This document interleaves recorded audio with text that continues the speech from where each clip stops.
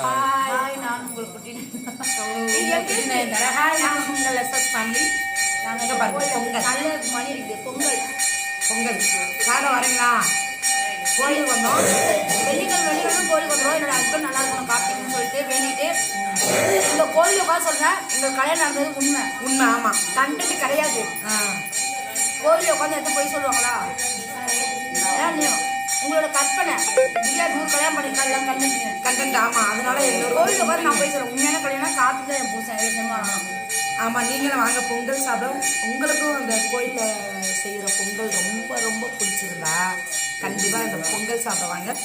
உங்களுக்காக நான் கண்டிப்பாக பொங்கல் சாப்பிடுவேன் வெயிட் பண்ணிட்டு இருக்கேன்.